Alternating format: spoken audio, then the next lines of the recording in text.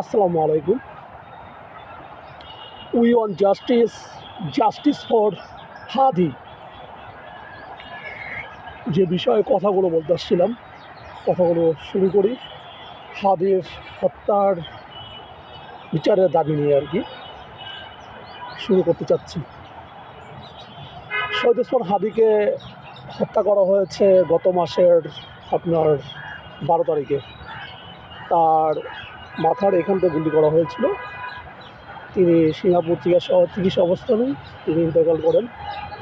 আল্লাহ ওনাকে জান্নাতবাসী করুক। কিন্তু মূল কথা হলো যে আদৌ কেন শহীদ ওসমান হাদির হত্যাকারীদেরকে গ্রেপ্তার করা হচ্ছে না?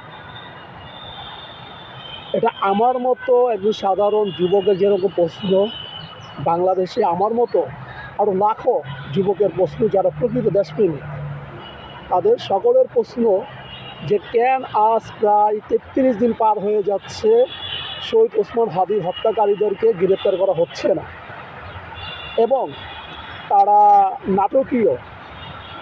নাটকীয় আপনার চার্জশিট তৈরি করতেছে, নাটকীয় তদন্ত তৈরি করতেছে, নাটকীয় আপনার শহীদ ওসমান হাদির হত্যাকারীদের গোষ্ঠী উদ্ধার করতেছে, কিন্তু 24 ঘন্টার ভিতরে অনেক কিছু উদ্ধার করতেছে। আপনার গতকালকে এক পেট্রোল পাম্পের যে কোনো এক দলের এক লোক আর কি 5,000 টাকা দেয়নি তেল নিয়ে, গাড়ি চাপা দিয়ে চলে গেছে। তাকেও 24 ঘন্টা লাগে না গ্রেপ্তার করতে, 24 ঘন্টা আগে তাই গ্রেপ্তার করে ফেলছে। এখন প্রশ্ন হলো, ওসমান হাদির হত্যাকারীদেরকে কেন গ্রেপ্তার করতে পারছেন না ভাই আপনারা? মাত্র দুজন মানুষের কি আপনারা খুঁজে পাচ্ছেন না? না আপনারা ওনাদেরকে লুকিয়ে রাখছেন?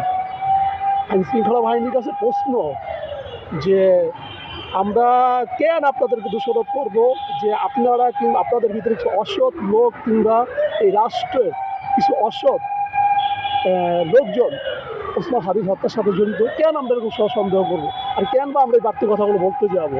আমাদের কেন বাধ্য করতেছেন? দেখুন, ওসমান হাদির হত্যার মাধ্যমে প্রকৃত দেশপ্রেমিকদেরকে একটা মেসেজ দেওয়া হয়েছে।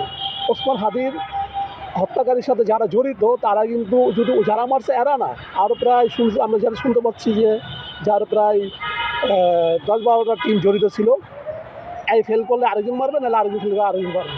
কিন্তু তাকে দিনে দুপুরবেলা সবার সামনে মারা হলো কী কারণে? প্রকৃত দেশপ্রেমিকদেরকে একটা মেসেজ দেওয়া হয়েছিল যে তোমরা যারা দেশের স্বার্থে কথা বলো, হ্যাঁ, আগামী যদি তোমরা দেশের স্বার্থে এরকম কথা বলো তাহলে তোমাদেরকে এইভাবে হত্যা করা হবে। এই একটা মেসেজ দিয়ে তারা প্রকাশ্যে হত্যা করা হয়েছে, আর কিচ্ছু না।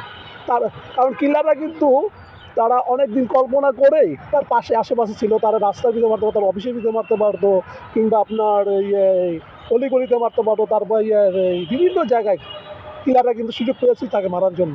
কিন্তু খোলা মেইন রোডের ভিতরে রানিংয়ে তাকে গুলি করে হত্যা করে চলে গেল।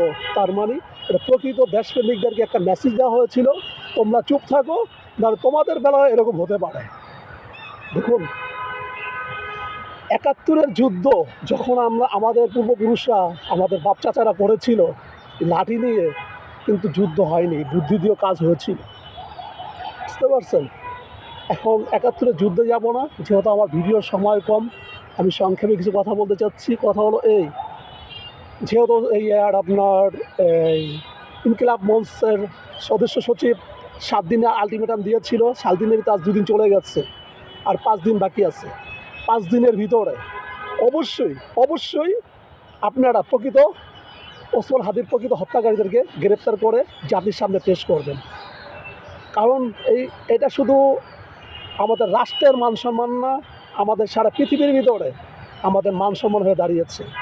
যদি প্রতিবেশী দেশ কেউ যদি এই হত্যার সাথে জড়িত থাকে, সেটাও প্রকাশ করা হোক। এবং কি, যদি আমরা যাদেরকে সন্দেহ করতেছি তাদের আমরা নাম বলতে চাচ্ছি না, আপনারা যদি মনে করেন যে ওসমান হাদির হত্যাকারীদের ঝুলিয়ে রেখা গ্রেপ্তার করা হবে না, এই অজুহাতে নির্বাচন দিয়ে দিব, কিংবা এই অজুহাতে আমরা নির্বাচন ক্যান্সেল করবো, এরকম সুযোগ সুবিধা আপনাদেরকে আমরা দিব না। ফেব্রুয়ারিতে অবশ্যই নির্বাচন হবে, ফেব্রুয়ারি 12 তারিখে অবশ্যই নির্বাচন হবে। এবং কি, সেই নির্বাচনে গণভোট যেটা আস্তে আস্তে সেটা হ্যার পক্ষে জয় যাবে। সবশেষে একটা কথা বলি, আবারও বলতেছি, উই ওয়ান্ট জাস্টিস ফর হাদি। যদি